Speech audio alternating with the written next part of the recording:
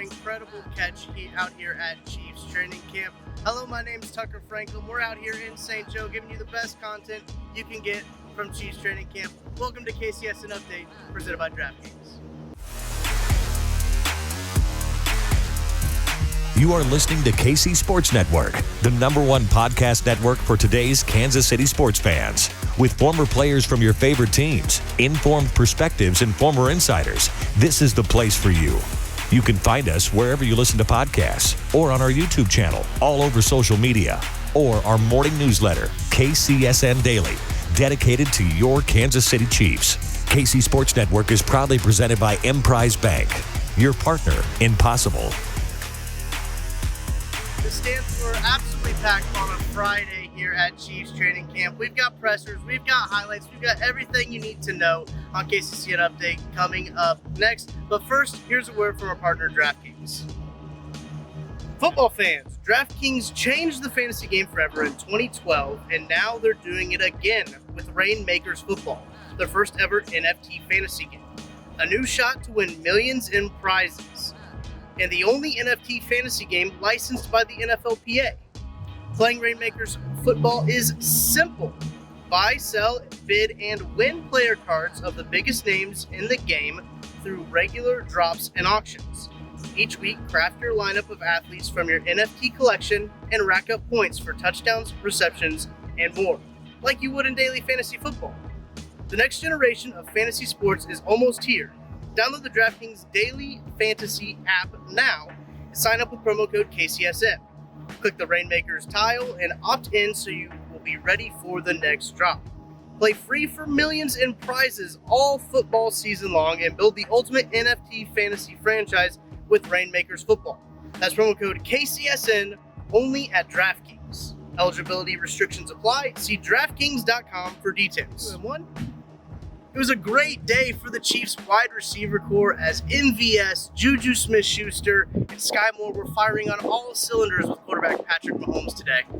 Mahomes was able to find MVS and Juju for touchdowns during their team red zone session, while Sky Moore made some great plays on the sidelines, showing off his hands like the one you saw leading into the show. Sky Moore was even seen earlier in practice being utilized in the screen game during their team install period, which could be a really important part of the game for Sky Moore this season. The receiving group wasn't the only group of pass catchers that were putting on a clinic today, as the tight ends, Travis Kelce, Jody Fortson, even Matt Bushman were making plays today out there on the practice field. Jody Fortson got a ton of reps today. Very impressed with how many reps that he got from all of the quarterbacks. He got throws from Chad Henne, Shane Buechele, even some tosses from Crum in there too. And he was making some great catches, some out-of-frame catches, like you'll see in these highlights. Really great performance by Jody Fortson today. Matt Bushman comes in probably looking at tight end 4, has a good day, makes some good catches, hauls in some balls that maybe people say he shouldn't have hauled in, but he does haul them in, gives him a good shot to make the team. Travis Kelce also hauled in a deep pass from Patrick Mahomes. Not only did he haul that in for a touchdown, he got the crowd hyped up afterwards. People were loving it. He was dancing in the end zone. Listen, no other tight end in the league's going to do it. That's why he's the best to ever do it. Getting the crowd into it. He was really gracious with fans today. I think he was interacting with them all throughout practice, maybe when he probably shouldn't have even been doing it, but that's why we love Travis Kelce. He's just the best. You can see a little bit of his dance moves here. Moving on to the defense, Willie Gay had another great practice again. He's been looking really good in coverage. I think that's a really good sign if you're a Chiefs fan to see here. He actually takes a pick from Patrick Mahomes, takes it all the way to the house. Doesn't give you the dance moves that Travis Kelce did, but he takes it to the house, and nonetheless, good to see from Willie Gay. KCSN's Matt Lane broke down that video that we have here on the KC Sports Network Twitter, and he said, "Great eyes by Willie to mirror the eyes of the quarterback. Peels off the shallow drive and jumps the follow on the levels concept." You get to see that all here, and make sure you're following KC Sports Network so you get to see those tweets, those videos in real time as they're happening here from training camp. Sticking with the defensive side of the ball, a lot was thrown at this secondary today. I mentioned that the receivers had a good day, but that doesn't necessarily mean the secondary had a bad day. There's some really good reps here from Trent McDuffie and Sky Moore. You'll see a highlight here of Sky Moore and Trent McDuffie kind of going at it. McDuffie gets his hand in there, breaks up a nice pass. Really good to see from McDuffie. The defensive line was getting after the offensive line today. Kind of a role reversal that we've seen the past couple of weeks, but it's important to note, no pads on these guys yet. Won't have pads on them until Monday. George Karlaftis, one of those guys getting after it, as he's able to get through on that edge and bat down a Patrick Mahomes pass that I think is a great play. Good look for George Karlaftis coming off the edge. Now, I think this is a great time to remind you, if you're not subscribed to the KC Sports Network channel, you don't follow KC Sports Network on Twitter, go do that right now. Make sure to like this video. Tell me how you like my man bun, if it's good. If you like it or not, tell me if I should cut my hair. My parents keep telling me to cut my hair, but I don't want to. So you let me know what you want me to do in the comment section below. Follow us so you never miss anything when it comes to Chiefs training camp, because we're on it. All right, now it's time for the presser roundup. We had Andy Reid, Patrick Mahomes, Ronald Jones all step up to the podium after a good offensive day of practice. Funny how there's no defensive guys after today. It's just how it goes. Let's hear from Andy Reid now. All right. As far as injuries go, really, we didn't have any from other than the three that I've mentioned before. Fenton, Yang, Prince were the only ones that didn't go. Everybody else went. Good day today. It was a little bit longer practice, and by rule. And we have another one tomorrow. Tomorrow will be our last one in Shells with the ramp-up period. So we'll come back. Sunday will be off. Monday we're back in with pads on. All right, so with that, though, great competition, and I like the energy level. Offense is making plays. Defense is making plays. We're getting better, so every day, and that's the objective here. Carlos won't be here until I think he gets here next Wednesday.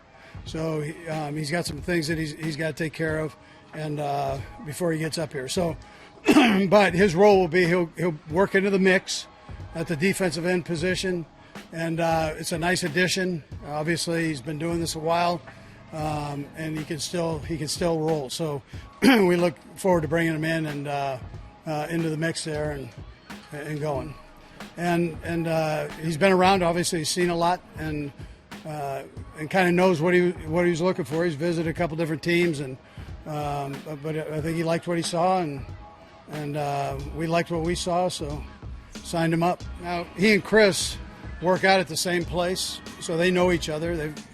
And so there'll be a familiar face when he comes in, at least. But he brings some senior leadership in there and experience. They're new faces, but they're not. It's not a ton of young guys that are playing in those spots. So it's just a matter of Pat and the receivers being on the same page, and the more they do it, the better they're going to be. And then with Sky being the young kid, he made a couple nice plays, and again, it's him learning the game. He's very strong, though. You can see he's got great feet and very strong in the core area, and so that's going to come in handy for him as he goes through this. Yeah, I like Ronald. He doesn't say much. I mean, you don't want him in the tent here. You're not going to hear much. So, but he's a good, solid player. I mean, we're not set. We saw the Orlando thing out there, and all, but you can go play with Roderick. I mean, he can jump in there and play the game. So I like what I'm seeing. I look forward to seeing him in pads, but he's got some experience, so I know what he can do, I think. Great stuff there from Coach Reid. Love to hear that he loves what he's seeing so far. Now let's throw it to Clark Hunt, Chiefs Chairman and CEO.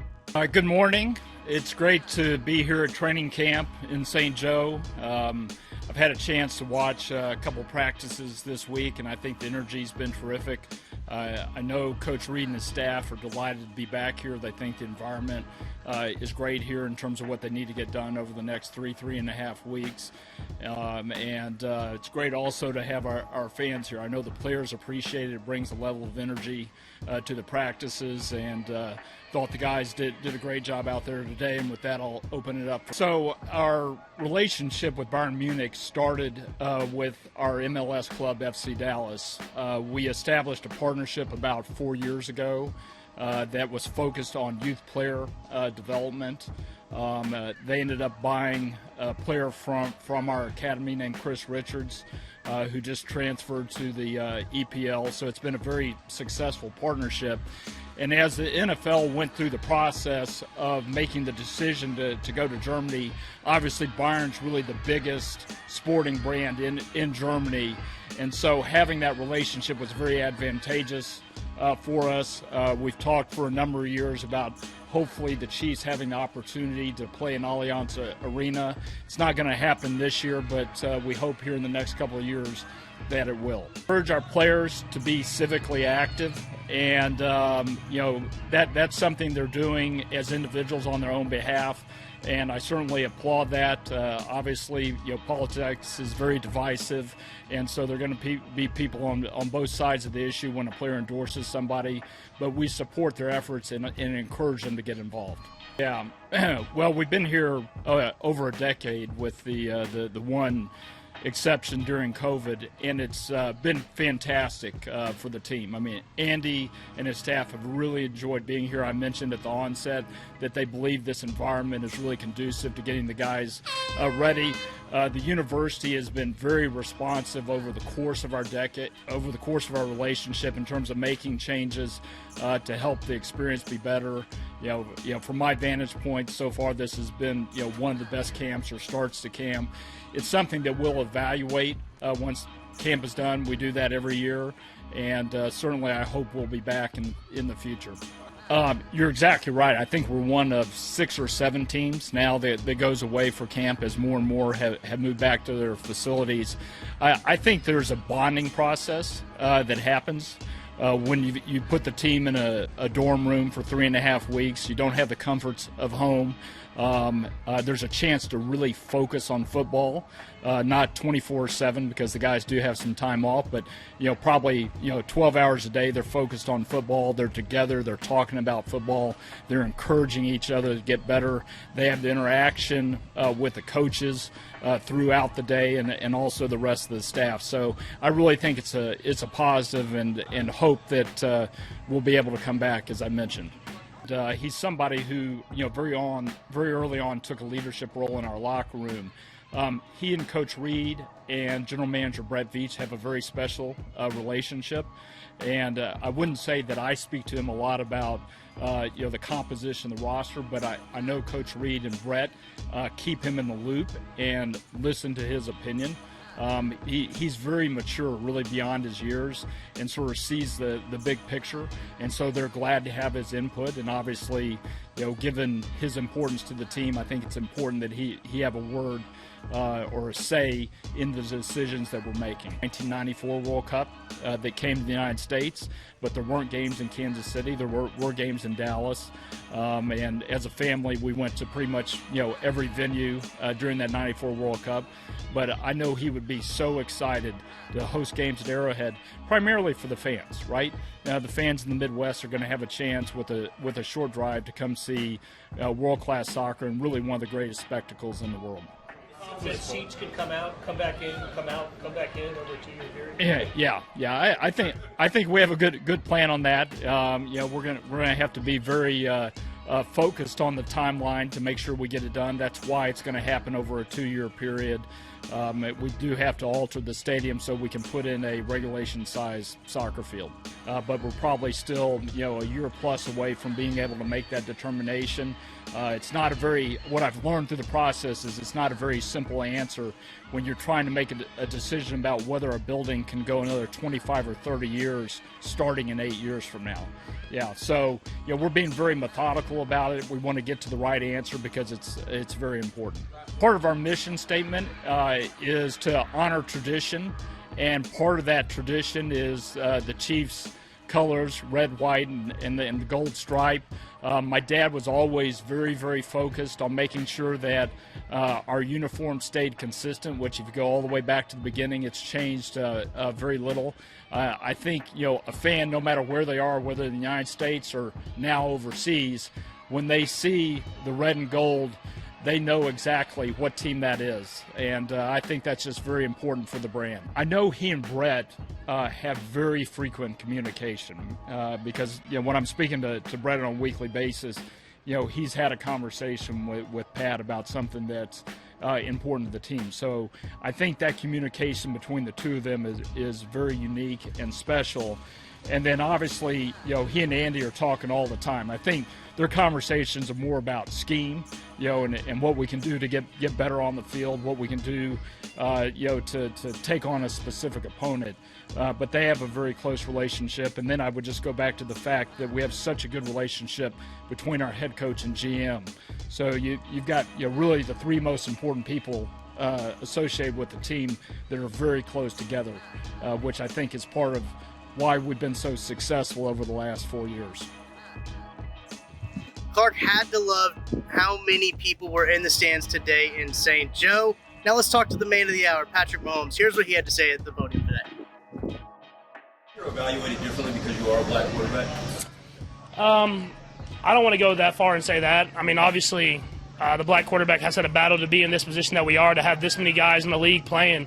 And I think every day we're proving that we should have been playing the whole time. We've got guys that think just as well as they can use their athleticism. And so it always is weird when you see guys like me, Lamar, Kyler kind of get that on them and other guys don't. But at the same time, we're going to go out there and prove ourselves every day to show that we can be some of the best quarterbacks in the league.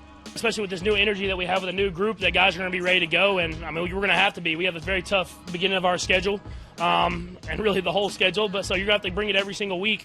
I think Coach Reid runs this training camp the way that he does in order for us to be prepared for the start of the season. And you said it, when you have a guy of Tyreek's caliber, a lot of times when you have those one-on-one matchups, you kind of say, forget the rest of the read, let me just go to this guy.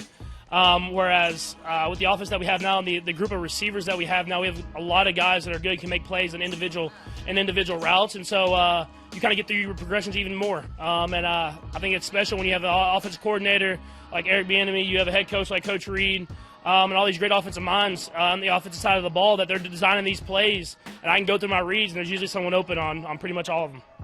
National conversation about the Chiefs taking a step back while the rest of the division comes up. I just wonder what your thoughts are when you hear things like that. Yeah, I mean, whenever you build a culture that we've built, I mean, you expect to go out there and your first goal is to win the AFC West. And if you're winning the AFC West this year, you're probably pretty close to the top of the AFC. So we just go in with that mindset that we know our division's going to be tough. It's tough every year. Always got great teams in it, and obviously it's even elevated this year. So we focus on those opponents and try to do whatever we can week by week to play our best football and put ourselves in position to be in the playoffs and hopefully at Arrowhead. You always feel like you have more to prove. I promise Tom Brady's feeling like he has more to prove. And I think that comes with any sport, any competitor. If you're not getting better, you're getting worse. And they build you up to tear you down, and you got to kind of know that. And for me, it's all about how can I make myself better, not what other people say. How can I make myself better so that we go out there and win football games? And at the end of the day, nothing matters until you're on that football field playing, and that's where you get to prove who you are every single day. Thank you to Patrick, as always, for his time. Now, this next guy coming up to the podium, Ronald Jones, interesting position group. I tweeted out on Thursday, it's going to be a position group to watch. Everyone's getting equal reps, and a guy's going to get cut. They've got 5 good quality running backs, and a guy is going to end up on another team come roster cut time. Here's what Ronald Jones had to say at the podium today. Came to it, and is it amounted to what you heard? I actually didn't hear too much because, I came in, with wide eyes and stuff. So just going through the motions and stuff and find out more day by day, I'm liking it. Yeah, it's been good. I was talking to Jet the other day. He said he's going on year 9, so, I'm just taking everything that he's saying. He's been in this offense, he's won too, so, yeah, it's been good. Integrity of the plays, how to run it, every play is got a different certain timing, versus my other offense, I was in, so just learn that shit. That stuff, my bad. Put on the pads, it's a real deal, so can't wait for that. Preseason games even going to be exciting this year. Completely new offense, get to reinvent myself, things like that. Are you excited to play against Tampa after being in there so long? Oh, yeah, definitely, yeah. I know the whole defense, their schemes, all that, so it's going to be a good one. And Tom Brady, both Super Bowl winning quarterbacks, obviously different quarterbacks, but just talk about just working with both quarterbacks and knowing kind of what they offer. Yeah, definitely. I can see, a lot of similarities. Like you said, leadership, both got the quality. So, he's still chasing rings to get to him. I'm here to help that. So, real great. That's part of the reason, why I saw, obviously with the coach and the quarterback. So, hand-in-hand offense, it's a match made, that you want as a running back. Yeah, dude, it's a little blurry right now without the pass. But like you said, when they come on, then you'll know for real. So, I can't wait for that. Some good stuff from the podium today. Good practices this week. Great to see everybody out at Chiefs training camp. We also like to give you the injury report.